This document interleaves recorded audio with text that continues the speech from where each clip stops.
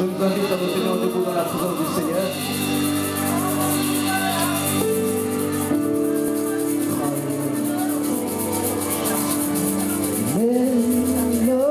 Mélodie venue du ciel, un chant doux et merveilleux. Tous les anges en harmonie, une seule voix célèbre ton nom, ta puissance et ta gloire remplit ta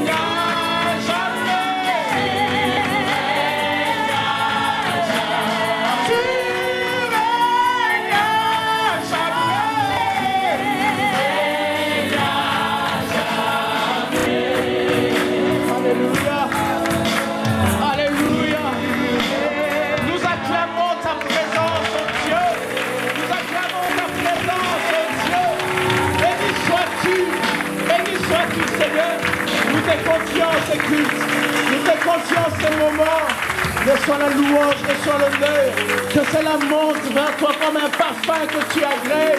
Oh, nous poussons des cris de joie dans ta présence.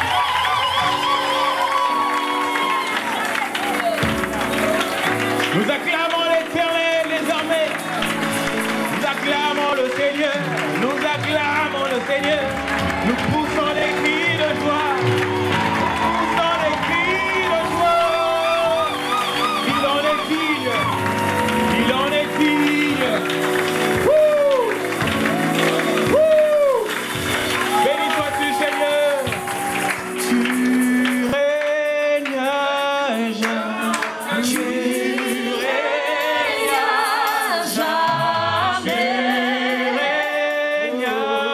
jamais. On le dit seulement avec les voix. Tu règnes jamais. Tu règnes jamais. On acclame encore très fort. On acclame encore très fort. Il est le roi de gloire. Celui que nous sommes venus rencontrer. La présence la plus importante dans ce lieu. Oui, la présence la plus importante dans ce lieu. Nous sommes dans la présence du roi. Et celui que nous devons saluer en premier. Seigneur, roi de gloire, reçois ces acclamations. Ces acclamations soient pour toi. En ce lieu, tu es élevé. Toi qui nous proviennes. Toi qui as laissé, Seigneur au Dieu, tout pour nous sauver. Toi, Seigneur au Dieu, qui nous a donné la victoire à travers ton sang qui a coulé à la croix. Nous te sommes reconnaissants ce matin. Est-ce qu'on peut saluer notre voisin? Sont-ils prêts à louer? On acclame le Seigneur dans la joie. On acclame le Seigneur, j'ai dit. Yes!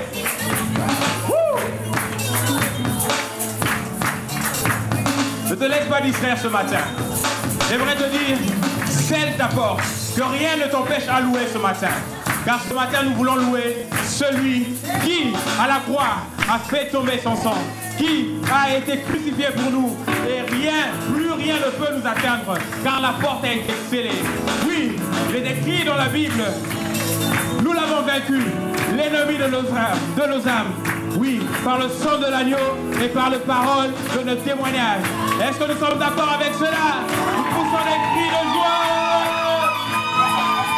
Alors je dis, quand l'ennemi vient me séduire, la porte est scellée. Quand il vient troubler mon âme, la porte est scellée. Quand survient la tentation, la porte est scellée. Par le sang précieux, le sang de l'agneau. Quand l'ennemi vient me séduire, la porte est scellée. Quand vient troubler mon âme, la porte est scellée. Quand survient la tentation, la porte est scellée. Scellée par le sang précieux, le sang de l'agneau. Quand la tristesse m'environne, la porte est scellée. Le sang au poids autour, la porte est scellée. Et quand la tristesse fait m'envahir, la porte est scellée. Scellée par le sang précieux, le sang de je suis couvert. Couvert par le sang, je suis couvert. Par le sang de l'agneau, je suis couvert. Couvert par le sang, je suis couvert. Par le sang. On y va. Je suis couvert. Couvert. Je suis couvert. Par le sang de l'agneau, je suis couvert. Couvert par le sang, je suis couvert. Par le sang de l'agneau. Est-ce qu'on peut acclamer encore le roi des rois? Yes. On acclame encore plus fort. Nous le déclarons ce matin que nous sommes couverts. On reprend au début. Quand l'ennemi vient me séduire, la porte est scellée. Quand il vient troubler mon âme, la porte est scellée. Quand survient la tentation, la porte est scellée. Scellée par le sang précieux, le sang de l'agneau. Quand les soucis veulent m'envahir, la porte est scellée. quand la tristesse m'environne, La porte est scellée. quand je me sens en proie au doute, La porte est scellée. scellé par le sang précieux, Le sang de je suis couvert. couvert par le sang, je suis Couvert, yeah. par le sang de l'agneau, je suis Couvert. on le fait avec les gestes. Couvert par le sang, je suis Couvert. par le sang. On y va, je suis couvert. On le fait avec les gestes. Couvert par le sang, Je suis couvert, yeah. par le sang de l'agneau, je suis couvert par le sang, je suis couvert par le sang de l'agneau. On acclame le Seigneur. Alléluia. Yes. On acclame encore très fort.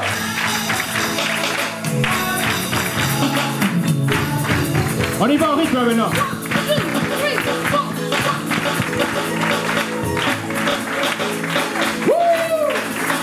Si tu as envie de danser, ne te retiens pas ce matin.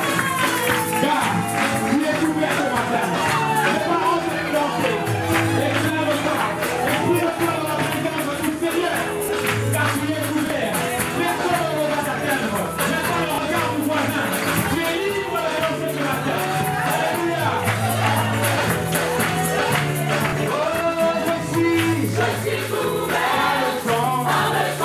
Je suis couvert.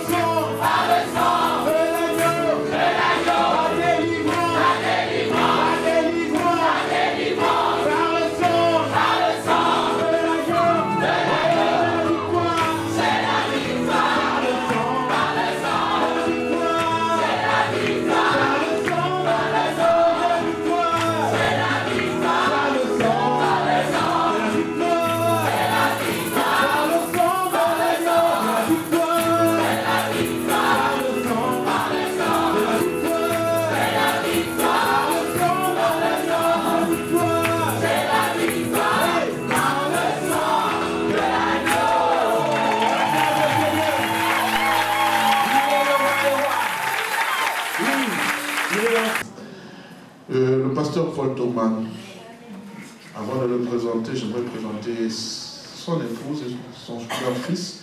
Christelle, tu vas te tenir debout, nous allons t'accueillir au nom de Jésus. Papa,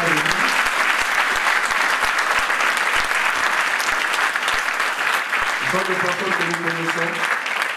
Aujourd'hui, c'est le pasteur Paul Togman qui va nous apporter la parole. Tu peux déjà t'avancer. Moi, je le tutoie en ami.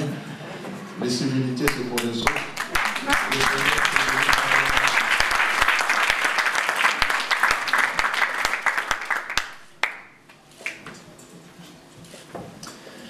Bonjour, Église d'abord. Vous allez bien?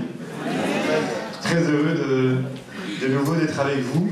J'ai l'impression que c'était hier. Mais il y a déjà presque un an.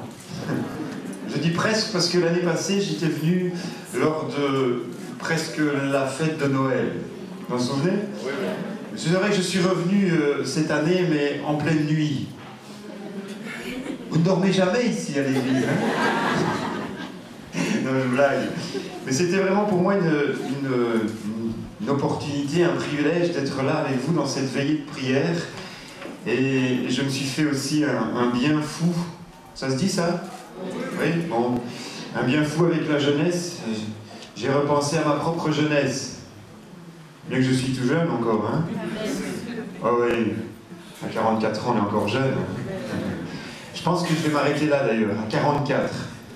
Et puis je resterai jeune jusqu'à la fin. Ah, tu vois, j'ai d'accord. Eh oui, c'est comme cela. Mais je bénis Dieu parce que il y a un instant, votre pasteur a juste fait mention de cette retraite que vous allez avoir, en tout cas de ces moments de retraite spirituelle qui arrivent. Et par rapport à justement ces projets que vous avez, je pense que le Seigneur a bien fait les choses ce matin, comme d'habitude, j'aime à dire. Parce que j'ai un message pour vous, et sans doute doit nous interpeller chacun à notre tour, d'une manière individuelle. Et je donnais comme titre ce matin, « Fuir nos engagements et nos responsabilités ». Fuir nos engagements et nos responsabilités. Alors sans plus tarder, on va faire une lecture dans un texte que nous connaissons très bien, qui se situe dans Éphésiens au chapitre 6. Éphésiens chapitre 6. Et nous allons lire à partir du verset 10e. Éphésiens chapitre 6, verset 10.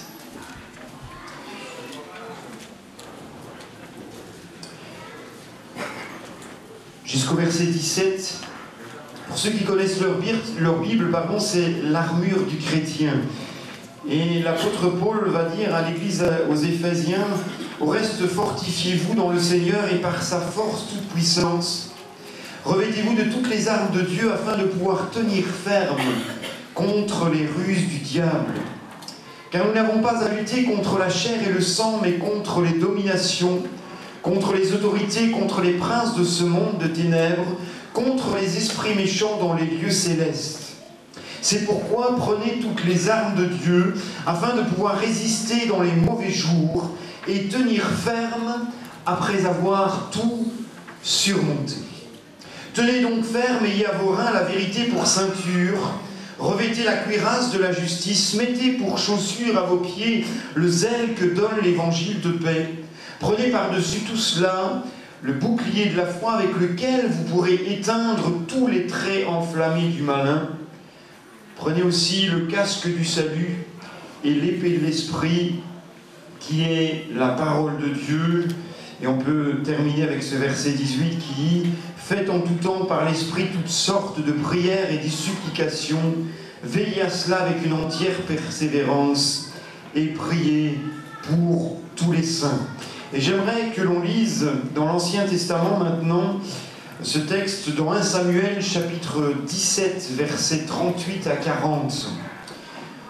1 Samuel chapitre 17, deux versets, verset 38 jusqu'au verset 40e.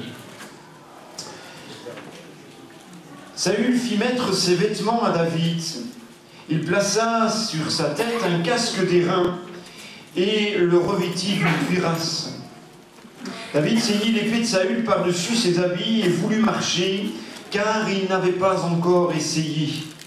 Mais il dit à Saül, « Je ne puis pas marcher avec cette armure, je n'y suis pas accoutumé. » Et il s'en débarrassa. Il prit en main son bâton, choisit dans le torrent 5 pierres polies et les mit dans sa gibecière de berger et dans sa poche. Puis, sa fronde à la main, il s'avança contre le Philistin. Amen. Fuir nos engagements et nos responsabilités. Vous savez, en tant que chrétiens, nous avons chacun, depuis que nous avons rencontré le Seigneur, Eh bien, c'est un devoir. Nous avons des engagements auxquels peut-être nous avons un jour pris cette décision de suivre Dieu. Moi, je me rappelle, lorsque j'ai pris mon baptême, j'avais l'âge de 11 ans, j'étais baptisé du Saint-Esprit dans un camp, et je me rappelle d'avoir été voir mon pasteur en lui disant « Je veux prendre mon baptême ». Il ne pouvait pas me le refuser, parce que peut-on refuser le baptême d'eau à ceux qui ont reçu le Saint-Esprit? Et donc, à l'âge de 11 ans, j'ai pris mon baptême, et je me souviens encore, comme si c'était hier, j'ai dit à l'église, et devant tous ceux qui étaient là, et devant Dieu, je veux suivre le Seigneur tous les jours de ma vie jusqu'à la fin.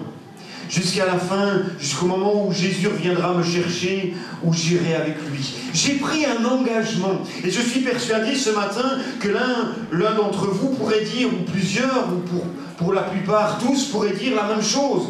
Nous avons pris des engagements devant Dieu. Est-ce que nous les avons toujours tenus? Ça, c'est autre chose. Mais néanmoins, lorsque nous nous engageons à servir Dieu, nous ne pouvons pas faire en sorte d'arrêter à un moment donné. Vous êtes d'accord avec moi? Et nous avons aussi des responsabilités. Responsabilités. Dans ce contexte des deux passages que nous avons lus, eh bien, le chapitre 15, si nous regardons un peu dans 1 Samuel, nous y voyons une chose, c'est qu'il y a cette désobéissance de Saül. C'est toujours demandé, lorsque l'on lit l'Écriture, pourquoi Saül n'a pas voulu aller combattre le Goliath. C'est étonnant, n'est-ce pas? Et pourtant, lui, il a fui son engagement. Il a fui en tant que roi ses responsabilités de garder son peuple intact, de veiller à ce que lui, en tant que chef de l'armée, puisse aller combattre celui qui pouvait le défier. Et dans cette histoire, nous voyons que Saül a désobéi à Dieu. Et c'est ce qui l'a conduit certainement à ne pas aller combattre Goliath et fuir ses engagements. Vous savez, si l'on regarde le contexte, les Amalécites devaient être voués par interdit, c'est-à-dire qu'ils ne devaient plus rien y rester. C'était un ordre de Dieu. La Bible nous dit que le jugement avait été prononcé par Moïse, déjà dans Deutéronome chapitre 25, versets 17 à 19. Moïse demande que le peuple se souvienne d'Amalek, que ce qu'Amalek lui a fait subir. Et lorsqu'ils vont sortir du pays d'Égypte, quand ils sont fermés le chemin à Israël, ils n'ont pas voulu laisser rentrer Israël, et Moïse avait prononcé un jugement contre les Amalécites en disant qu'ils devaient être voués par l'interdit. Et il a rappelé au peuple, souvenez-vous de ce qu'Amalek vous a fait. Et Moïse leur dira, lorsque l'Éternel ton Dieu t'aura fait délivrer de tous tes ennemis qui t'entourent, t'accorderas du repos dans le pays que l'Éternel ton Dieu te donne en héritage et en propriété, tu effaceras la mémoire d'Amalek de dessus les cieux. Et Moïse va rajouter quelque chose, ne l'oublie point. C'était quelque chose qui devait rester gravé dans le cœur d'Israël et surtout dans les chefs qui allaient succéder les uns après les autres. L'ordre était clair. Et Samuel, voyez-vous, dira à Saül, va maintenant, frappe Amalek, dévoue par interdit tout ce qui lui appartient, tu ne l'épargneras pas. Et tu feras mourir hommes, femmes, enfants et nourrissons, bœufs, brebis, chameaux et ânes. Ça veut dire qu'il ne restera rien d'Amalek. C'était clair. Mais Saül, lui, a préféré faire à sa mode. En tant que roi d'Israël, il avait tout pouvoir et il voulait montrer son autorité. Alors il a défié le jugement que Dieu avait donné. Il a défié ce que Samuel lui avait ordonné. Et voilà que Saül, lui, a gardé le roi Agag. Il n'a pas voulu faire mourir le roi. Il a gardé le meilleur du troupeau et il a dévoué par interdit tout ce qui était chétif, tout ce qui était méprisable, ce qui n'était pas bon pour lui. Mais voyez-vous, on ne fait pas ce qu'on veut dans l'œuvre de Dieu. Lorsque Dieu donne un ordre, mes amis, il faut l'exécuter. Et il ne faut pas commencer à essayer d'avoir des arguments convaincants ou non. Dieu n'a que faire de nos arguments. Dieu veut, c'est une obéissance complète, totale. Et il ne faut pas commencer à lui dire, t'es bien sûr, Seigneur? Tu crois que c'est vraiment bien? Non, il n'y a pas à venir contrarier les plans de Dieu ou lui donner un exemple ou des exemples qui pourraient le faire changer d'avis. Lorsque c'est clair, on ne peut pas dire que l'intention de Saül était mauvaise.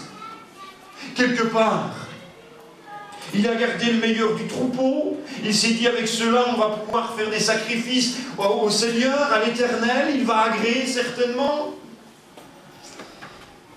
Mais voyez-vous, la Bible est claire. Samuel va dire à Saül, l'obéissance vaut mieux que tous les sacrifices. Et l'observation de sa parole vaut mieux que la graisse des béliers. Car la désobéissance est aussi coupable que la divination. Waouh! Nous, on pourrait, à un moment donné, mettre une échelle de valeur quant au péché. Dieu n'en met pas. Le péché reste le même, que ce soit quelqu'un qui communique avec les morts et qui pratique des esprits, le mauvais esprit, et ceux qui mentent, et ceux qui volent, et ceux qui trichent, sont tous dans le même sac. C'est le péché, mes amis. Il n'y a pas d'échelle de valeur. Nous, on considère que ça, c'est un petit péché. Non, ça, c'est un gros péché. Il n'y a pas de petit et de grand péché. Il n'y a pas de petit et de demi-vérité. Une demi-vérité, c'est un mensonge. Vous êtes d'accord avec moi? Un demi-mensonge, c'est un péché. Et qu'importe, ceux qui seront adultères seront dans le même sac que ceux qui mentent. C'est la même chose. Et voyez-vous, Saül a rejeté la parole de l'Éternel. Et lorsque nous repoussons la parole de l'Éternel, cela peut avoir des conséquences dramatiques. Il y a toujours des conséquences au péché. Parce que voyez-vous, à cause de cette désobéissance, Saül a été rejeté. Lorsque j'étais plus jeune, j'avais l'âge de 10-11 ans et que je lisais ma Bible, je ne comprenais pas très bien cette différence que Dieu avait fait entre Saül, qui n'a, excusez-moi l'expression, que désobéi, et David qui a commis le meurtre et l'adultère. Lorsqu'on réfléchit bien, on se dit, mais c'est quand même injuste, humainement parlant. Vous êtes d'accord avec moi? Et en tant que jeune garçon, je me disais, mais c'est pas possible. Tu rejettes quelqu'un qui désobéit, et tu accueilles celui qui a été meurtrier, et qui a été adultère. La différence, mes amis, c'est que Saül n'a jamais confessé sa faute, ne s'est jamais repenti, n'a jamais montré une once de repentance vis-à-vis de ce qu'il avait fait. Parce que s'il avait demandé pardon à Dieu et s'être repenti réellement, mais Dieu l'aurait pardonné. Or, il nous est dit quoi de David? C'est que David, lui, il a confessé sa faute, il a pleuré sur son péché. Et les conséquences de son péché, c'est un autre message, mais c'est la mort de son enfant. Et même la mort de plusieurs de ses enfants. Et voyez-vous, le problème, il est là. Saül a été rejeté à cause de sa désobéissance. Alors il ne faut pas jouer avec le péché et ne pas se dire, oh ben, aujourd'hui je désobéis, c'est pas très grave. Pour Dieu, c'est grave, mes amis. Et il peut y avoir des conséquences dramatiques dans nos vies. On ne se moque pas de Dieu. Ce qu'un homme aura semé, il le moissonnera. Si tu sèmes de bonnes choses, tu vas moissonner de bonnes choses. Et dans ta vie spirituelle, si tu sèmes la parole de Dieu dans ton cœur, elle va récolter, elle va porter énormément de fruits. Si tu sèmes de mauvaises choses, eh bien il ne faut pas t'attendre à ce que la semence et la récolte soient bonnes. C'est un critère. C'est la base. C'est normal, c'est comme cela. Saül n'a jamais eu crainte dans son cœur. Sauf en entendant les paroles du géant Goliath. Alors là, il a craint. Là, il a commencé à craindre. Voyez-vous ce que Goliath disait au chapitre 17, verset 11. Saül et tout Israël entendirent ces paroles du Philistin, et ils furent effrayés et saisis d'une grande crainte. Il avait peur d'un géant, mais il n'avait pas peur de Dieu, et il pouvait le défier et désobéir comme il voulait. Quel contraste, quelle différence, mes amis. Et voilà que Saül, voyez-vous, il a désobéi au Seigneur. Et sa désobéissance a engendré et a développé tout un processus de chute. Ça ne s'est pas fait en un instant. Vous allez voir qu'au travers de ce message, eh bien, sa désobéissance a développé un processus et une défaite de plus en plus grave. De plus en plus grave. Car voyez-vous, lorsque nous désobéissons, et si nous ne repentons pas devant Dieu, eh bien nous tombons toujours plus bas. Toujours plus bas. Et cela va nous conduire d'échec en échec. Ça va être la banqueroute. La désobéissance, mes amis, ça coûte cher. Ça coûte cher, la désobéissance. On n'a pas l'impression comme cela que ça va nous coûter quelque chose et pourtant désobéir à Dieu va coûter cher. Je vais vous donner quelques exemples pratiques. Pour avoir désobéi, Adam et Ève ont été chassés du jardin d'Éden. Une désobéissance. Pour avoir désobéi, Moïse a perdu le droit de rentrer dans le pays promis. C'est une désobéissance. Dieu lui avait dit, tu parleras au rocher. Cet homme le plus patient de la terre à l'époque. C'est extraordinaire. Hein? Et lui, parce que irrité par le peuple, et ne le pointons pas du doigt, vous savez, quand on pointe du doigt, il y en a 3 qui se retournent contre nous. Hein, quand on pointe du doigt quelqu'un. Et alors, il a, au lieu de parler au rocher, il a frappé le rocher. Est-ce que de ce rocher que l'eau sortira? Et l'eau en est sortie. Et à cause de cela, ça l'a empêché de rentrer dans le pays promis. Conséquence du péché. Pour avoir désobéi, Jonas s'est retrouvé dans bien des difficultés qu'il aurait pu s'éviter s'il avait écouté Dieu. Vous êtes d'accord avec moi? Amen. Eh oui. Vous voyez que la désobéissance, ça coûte cher. Ça coûte cher. Et je vous dirais ce matin, si bien des chrétiens prenaient la peine d'écouter Dieu, eh bien, ils s'éviteraient bien des problèmes. Ils s'éviteraient bien des difficultés dans leur vie. Si, à un moment donné, vous savez, on peut faire traîner. Dieu a un plan, Dieu a un but, Dieu a un objectif. Mais on peut faire traîner son plan, son but et son objectif en restant dans la désobéissance. En ne voulant pas écouter jusqu'au moment où nous capitulons et nous disons « Ok, Seigneur, ok ». Mais en attendant, on peut faire perdre du temps à Dieu. Vous êtes d'accord avec moi?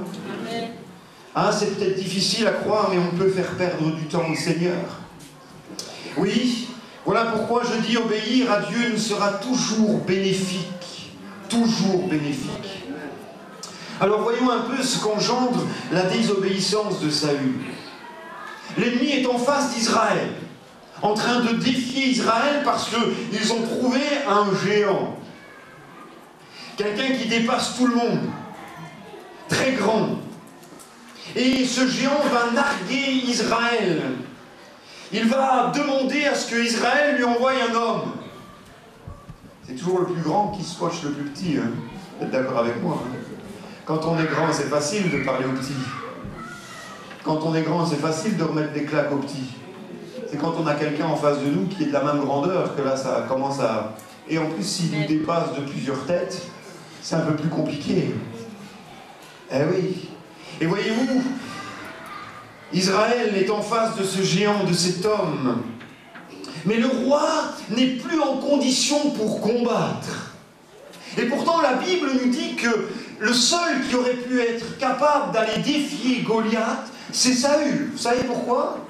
Parce que Saül dépassait d'une tête tous les enfants d'Israël. C'est la Bible qui le dit.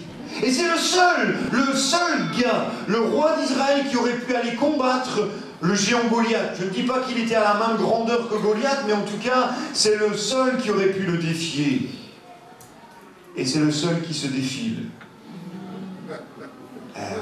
C'est le seul qui se défile. Le roi n'est plus en condition pour combattre. Pourquoi? Parce que l'armure de Saül ne lui procurait plus le sentiment de sécurité.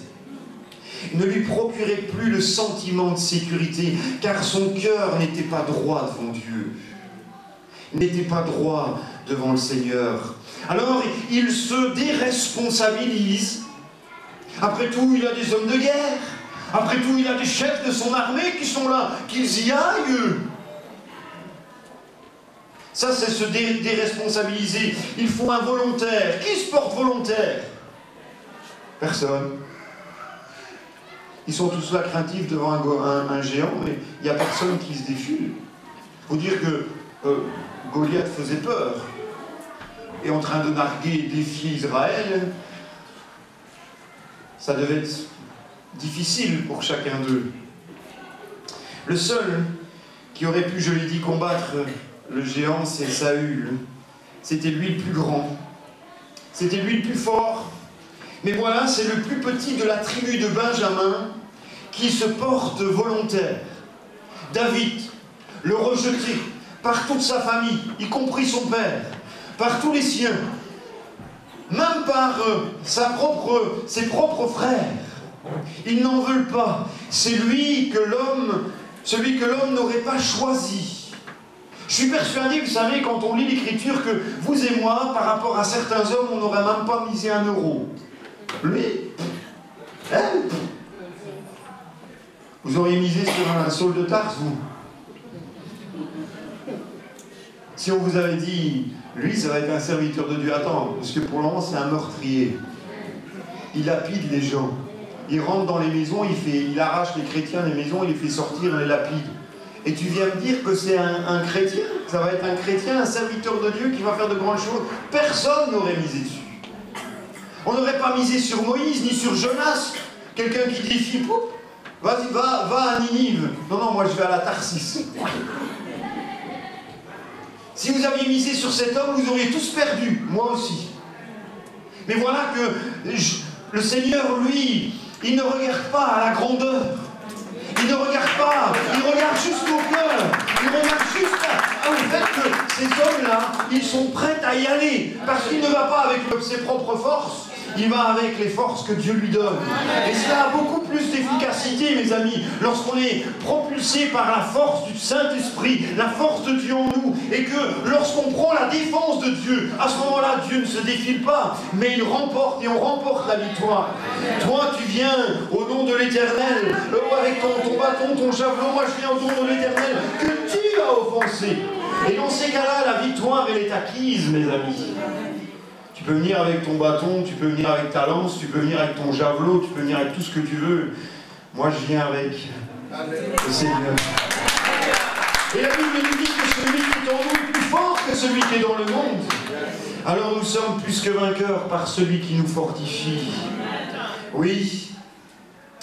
Voyez-vous, David, la foi de David était, si l'on peut dire, stimulé par une sainte indignation. Il ne comprend pas comment ses frères peuvent laisser, comment Israël peut laisser un géant comme cela défier l'armée d'Israël. Il ne peut pas supporter cela. Ce Philistin qui a jeté l'opprobre sur Israël, qui a insulté les troupes rangées du Dieu vivant, qui a outragé l'Éternel lui-même. Dieu se doit de délivrer son peuple d'un tel ennemi. Et la question est celui-ci. Pourquoi Saül a-t-il voulu donner son armure à David? Alors, je ne sais pas, mais je pense que Saül était intelligent. S'il voit David, et qu'il se voit lui, et qu'il lui donne son armure, il y a un problème. C'est là que ça montre bien la déresponsabilisation du roi.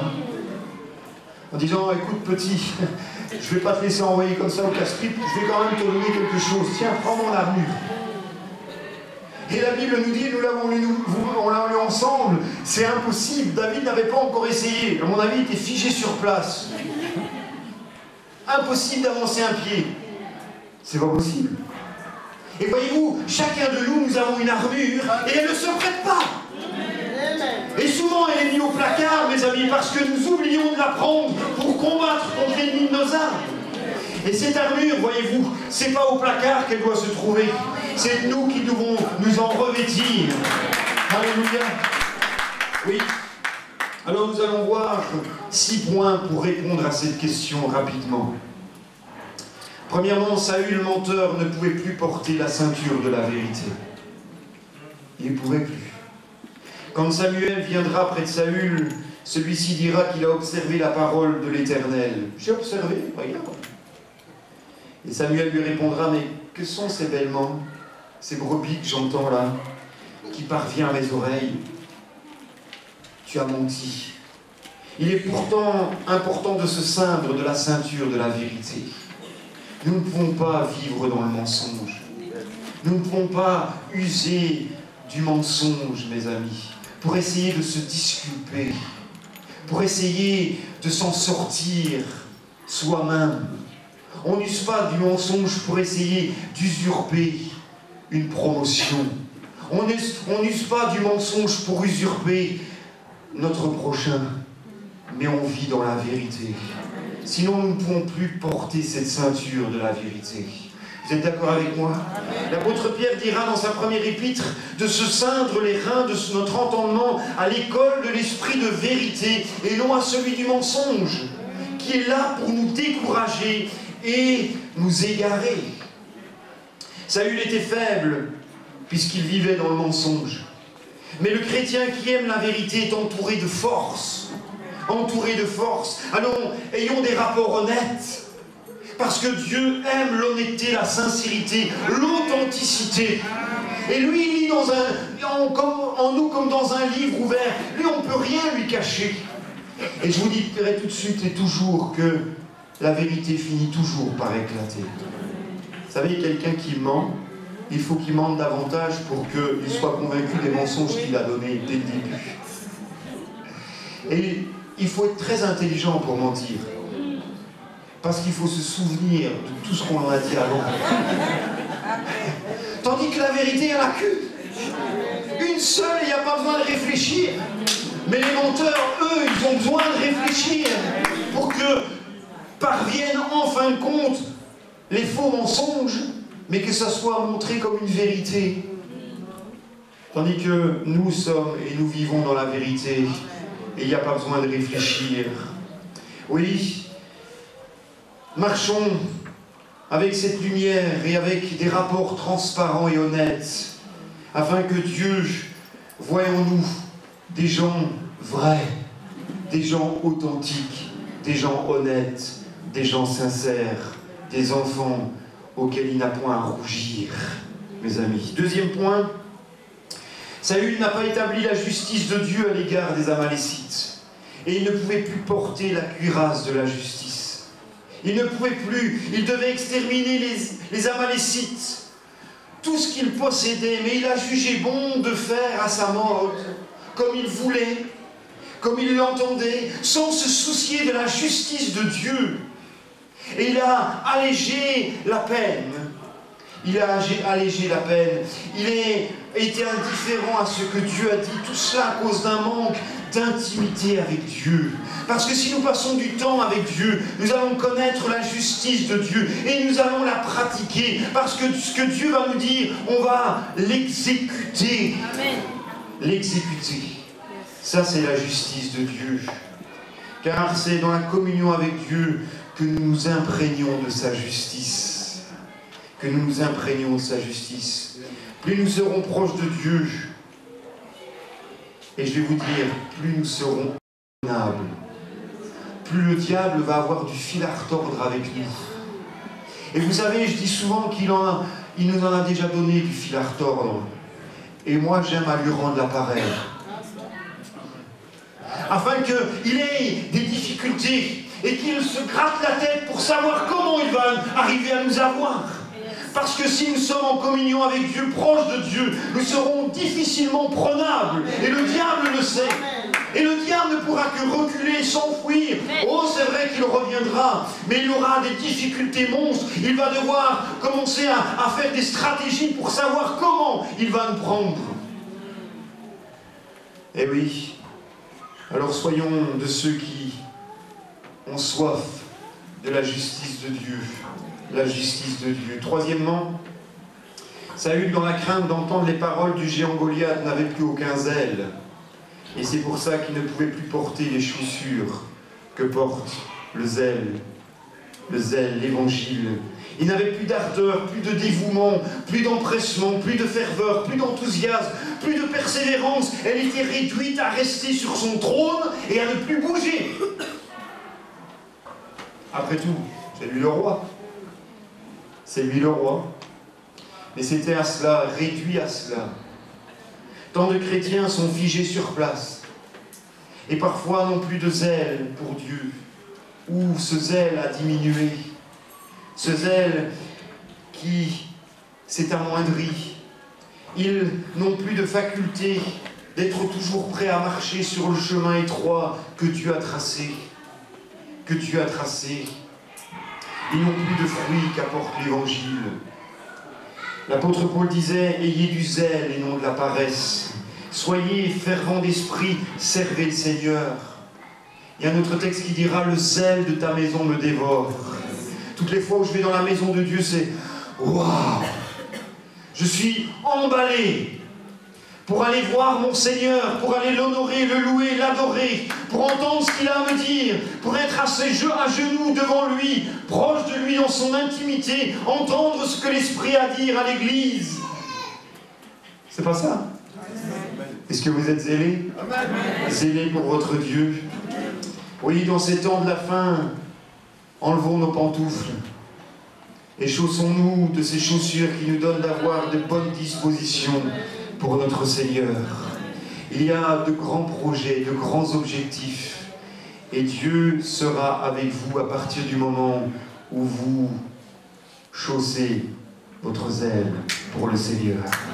C'est bien la prière, mais après il faut l'action. Amen. C'est bien la prière, louons Dieu, remercions Dieu, demandons à Dieu, mais après il y a l'action, mes amis. Il y a après le Saint-Esprit qui agit, qui ouvre les portes. Et si nous restons dans la prière et dans la demande sans agir, cela ne servira jamais à rien. Vous êtes d'accord avec moi? Eh oui. Alors soyons de ceux qui bougeons, parce que l'œuvre est grande. L'œuvre est grande. Quatrièmement, Saül n'avait plus la foi en la justice de Dieu, il ne pouvait plus tenir le bouclier. Plus le bouclier. On ne peut faire face à l'ennemi sans la foi. Et le bouclier sert à nous protéger des assauts de l'adversaire.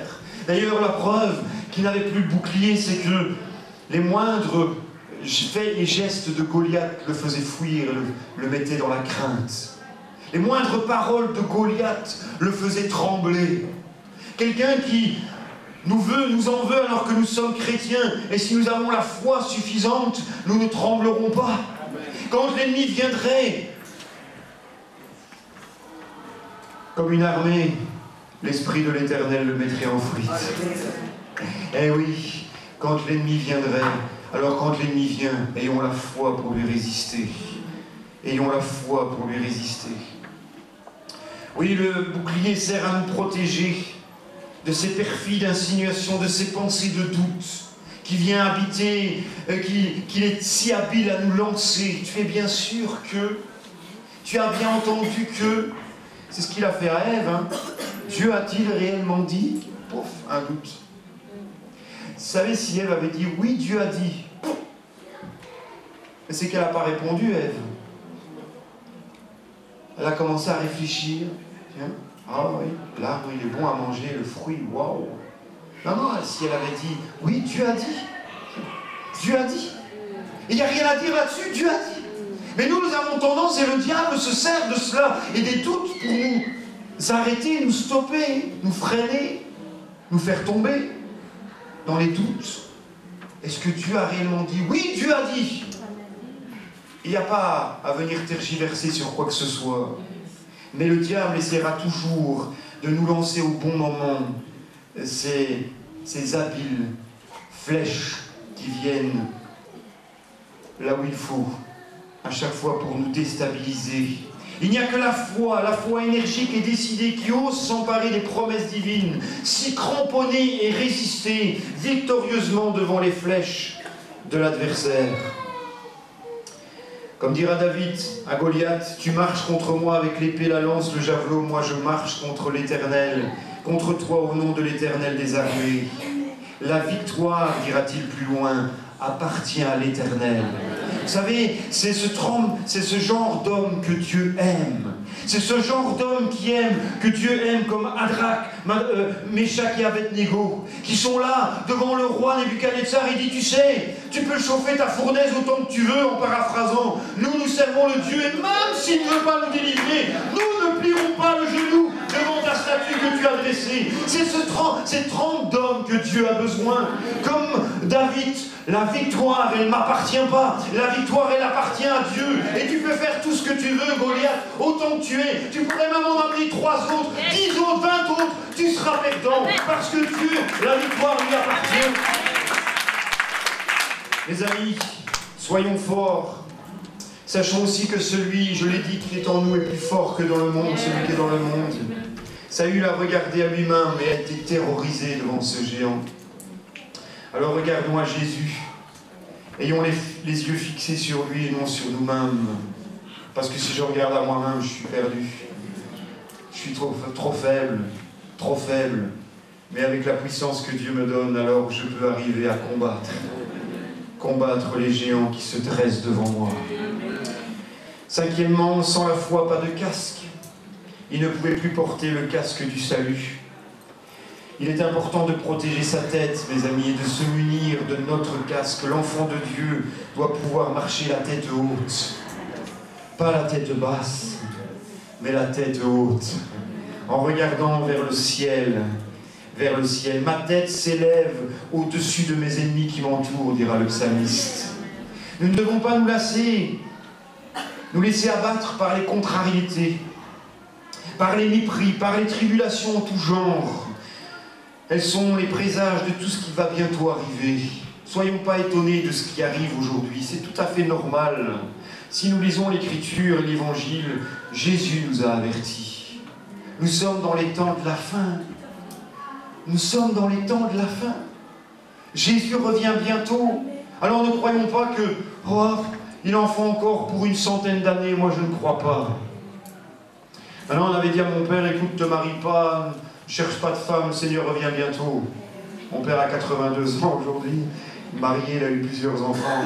Et on m'avait dit la même chose à moi, mais ne cherche pas de femme, tu te marieras jamais, le Seigneur revient bientôt. Moi, je suis marié depuis 18 ans et j'ai un enfant. Alors je ne vais pas dire à mon fils, ne te marie pas, n'aie pas des enfants, je ne sais pas quand le Seigneur revient. Mais je sais une chose, c'est que tout se précipite, mes amis. Et qu'aujourd'hui, on est à l'aube du retour de Jésus. À l'aube du retour de Jésus. Alors soyons prêts, soyons des hommes et des femmes qui servent le Seigneur avec ténacité, avec fermeté, mes amis. Je dirais, pour terminer, c'est mon 6e point, on ne peut pas tenir l'épée de la parole lorsqu'on la tord, ou on tord le sens de l'Écriture. La parole de Dieu doit rester intacte. Et Saül a tordu le sens de l'Écriture. D'après la parole que Dieu lui avait donnée de la part de Samuel. Et je dirais attention de ne pas tordre le sens des Écritures, mais de bien manier son épée. Bien manier son épée. Moi je fais toujours attention aux chrétiens qui ont des récits par cœur. Et des textes bibliques par cœur. Ça leur convient bien. Alors, lorsque ça leur convient bien, il faut que ça convienne aux autres. Moi, je ne vois pas ça comme ça. Une parole que Dieu me donne a beaucoup plus d'efficacité qu'un autre peut me donner. Sauf si elle vient de Dieu. Alors, elle prend tout son sens. Mais parfois, on dit aux autres ce qu'on n'aimerait pas entendre nous-mêmes. En prenant des textes bibliques et en le donnant aux autres. Tiens, toi, prends ça. C'est pas comme ça que ça fonctionne. Attention à ne pas justement tordre ce que Dieu veut dire. L'épée est l'arme la plus significative et la seule qui permet aux chrétiens de passer à l'offensive. Je vais vous donner l'exemple. Jésus a toujours répondu par l'Écriture devant le tentateur. Lorsque le diable l'a tenté, qu'est-ce que dira Jésus? Il est écrit. Il est écrit. Il est écrit. Revenons aux Écritures et ce que Dieu nous dit, mettons-le en pratique. Il ne s'agit pas de réciter des versets par cœur pour nous faire du bien. Cela ne fera pas de nous forcément des croyants sachant manier l'épée correctement avec efficacité, mais il nous faut un cœur rempli de l'Esprit. Un cœur rempli de l'Esprit. Alors je conclus. Je suis content, il est 18. C'est formidable, hein? Une petite désobéissance. Parce que c'est cela, je vous le disais au début. Une petite désobéissance de rien du tout. Une convoitise dans le cœur. et tout un processus d'autodestruction spirituelle se déclenche dans nos vies. Alors faites attention la prochaine fois où vous désobéissez, volontairement ou involontairement. Sachez que par la désobéissance, il peut y avoir des conséquences dramatiques. Et nous l'avons vu ce matin au travers de Saül. À quoi bon l'armure la plus parfaite si la force fait défaut? À quoi bon l'armure la plus parfaite si le moral est bas? À quoi bon l'armure la plus parfaite si le soldat n'est pas en communion avec son maître? À quoi bon l'armure la plus parfaite s'il n'est pas encouragé, soutenu, ravitaillé et dirigé? Il nous faut chacun posséder notre propre armure et ne pas essayer d'enfiler celle de quelqu'un d'autre. Celle de votre pasteur ne m'irait pas, et la mienne n'irait pas à votre pasteur non plus. Vous saisissez? Sachons nous revêtir. Alors, j'aimerais aussi vous donner, souvent j'ai entendu dans les prières, Seigneur, revêt-moi de ton armure.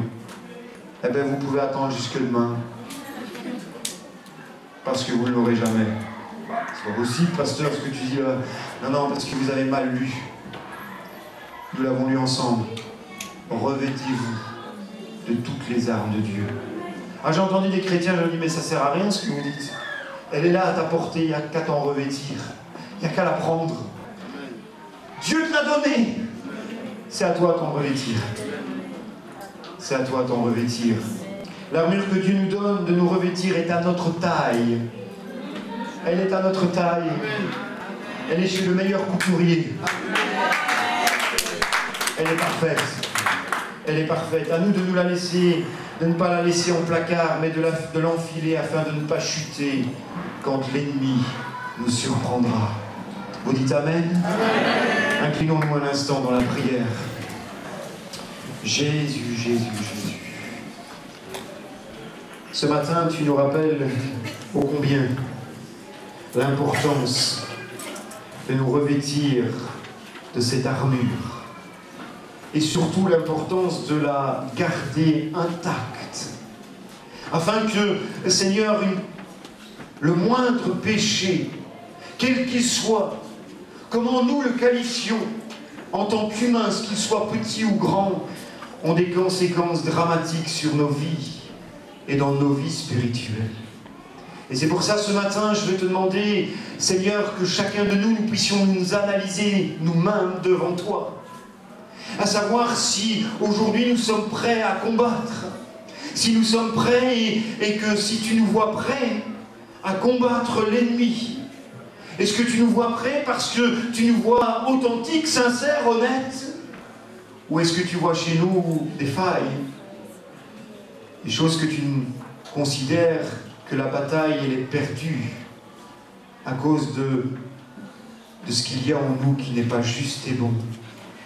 Seigneur, que ton esprit travaille dans nos cœurs ce matin et qu'il poursuive son œuvre dans nos vies afin que nous puissions être comme tu le souhaites, comme tu le désires, comme tu le veux. Tu nous veux des combattants. Tu nous veux, Seigneur, des vaillants guerriers. Et tu veux que chacun de nous emportions les victoires. Le diable essaiera par tous les moyens de venir nous surprendre. Permets, Seigneur, qu'il puisse avoir du fil à retordre avec nous et qu'il puisse lâcher prise et que nous puissions remporter les victoires.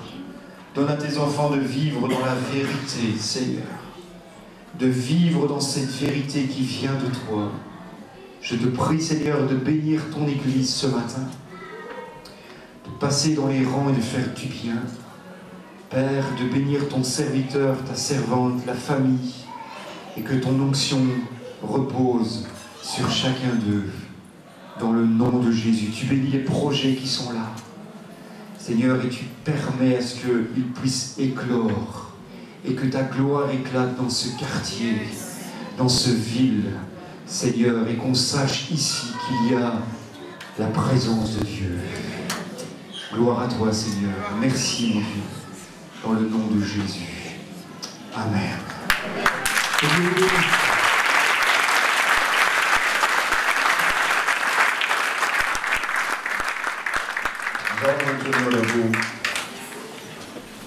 Aujourd'hui, je pense que c'était un avant-propos par rapport à la retraite qui nous attend. Nous n'allons pas fuir nos responsabilités ni nos engagements. Quand il descend, il y a transfert entre ciel et terre. Nous voulons prier, bien-aimés. Nous allons nous-mêmes commencer par nous revêtir de cette armure. Mais avant toute chose, bien-aimés, s'il est important que nous puissions mettre nos vies en règle, faisons-le maintenant.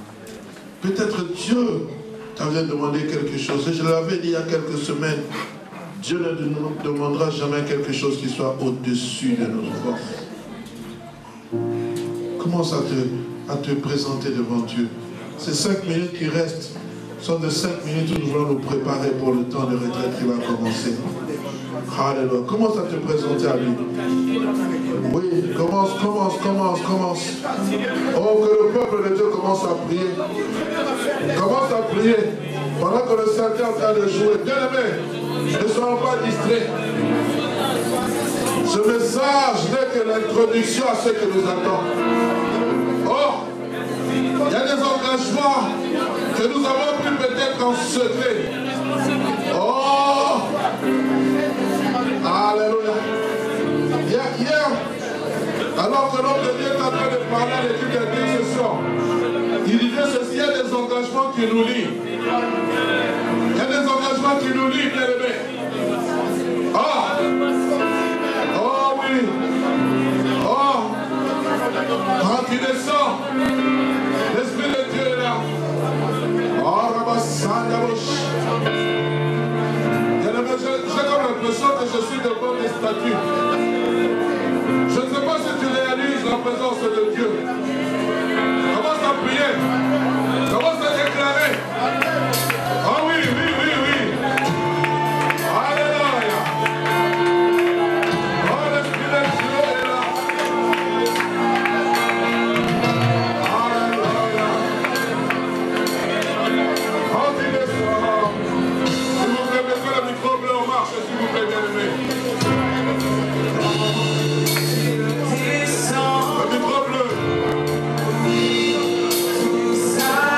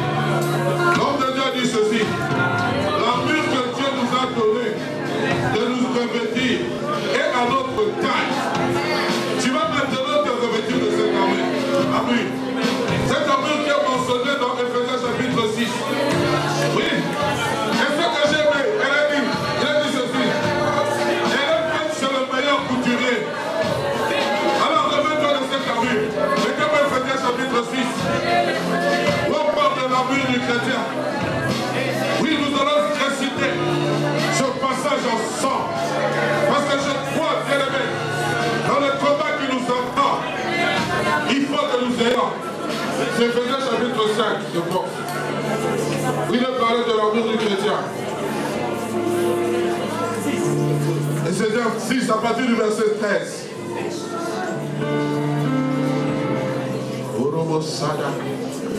Soyez rapides s'il vous plaît les amis. Nous allons lire tous ensemble. 1, 2, 3. C'est pourquoi prenez toutes les armes de Dieu afin de pouvoir résister dans le mauvais jour et de tenir ferme après avoir tout surmonté. Verset 14. Tenez donc ferme, ayez à vos reins la vérité pour ceinture. Revêtez la cuirasse de la justice. Augmentez le volume s'il vous plaît. Mettez pour chaussures à vos pieds le zèle et le nom de l'évangile de paix. Verset 16. Prenez par-dessus tout cela le bouclier de la foi avec lequel vous pourrez éteindre tous les traits enflammés du malin. Verset 17. Prenez aussi le casque du salut et l'épée de l'esprit qui est la parole de Dieu. Et nous clôturons verset 18.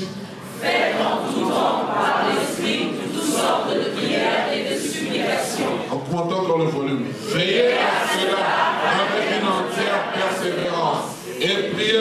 Alors maintenant, fais par l'esprit toutes sortes de prières. Déclare maintenant, alors que nous sommes en train de clôturer, fais par l'esprit toutes sortes de prières. Parce que tu es le petit de César. Déclare maintenant. Déclare, bien-aimé. Oh oui, si tu dois battre les mains, pas les mains. Ne sois pas distrait. Bien-aimé, c'est un combat. Le combat dans lequel nous sommes plus que vainqueurs. Le combat dans lequel nous sommes en train de triompher. Alléluia. Alléluia. Tu vas tenir ton frère. Tu vas tenir ta soeur par la main. La semaine qui est en train d'entamer, bien-aimé, c'est une semaine de revêtement. Où tu dois te revêtir de toutes les armes spirituelles. Et je prie, bien-aimé, que Éphésiens chapitre 6, le verset 13 jusqu'au verset 18, soit notre verset de base durant toute cette semaine. Où nous allons prier, Seigneur, je viens me revêtir du casque du salut. Je viens me revêtir le bouclier de la foi. Je viens me revêtir de ces choses. Nous allons prier. Il y a six aspects, il y a six armes qu'on nous présente. Alors chaque jour, à partir de demain, tu vas prier pour une arme. Tu vas commencer à prier. Tu vas prier pour le bouclier de la foi. Tu vas prier pour le casque du salut. Tu vas prier pour les chaussures, le zèle de l'évangile. Tu vas prier chaque jour, bien-aimé, selon le verset qui nous est présenté. Jusqu'à samedi et dimanche, lorsque nous allons entrer, nous serons revêtus de cette armure et nous allons combattre le bon combat de la foi. Nous allons terrasser et après les 14 jours de prière, nous allons nous tenir debout. Prie pour ton frère, parce qu'on a dit prier pour le saint. Priez pour le saint. Demande au Seigneur de nous fortifier durant ce temps de retraite. Demandons au Seigneur de nous fortifier. Même si tu ne connais pas son nom, tu pries par l'esprit. Tu déclares sur sa vie. Tu demandes la force que le Seigneur te communique. Prie pour ton frère. Prie pour ta soeur. Au nom puissant de Jésus. Ton Dieu ordonne que tu sois puissant. Ton Dieu ordonne que tu sois puissant. Merci Père. Merci Jésus. Merci. Merci.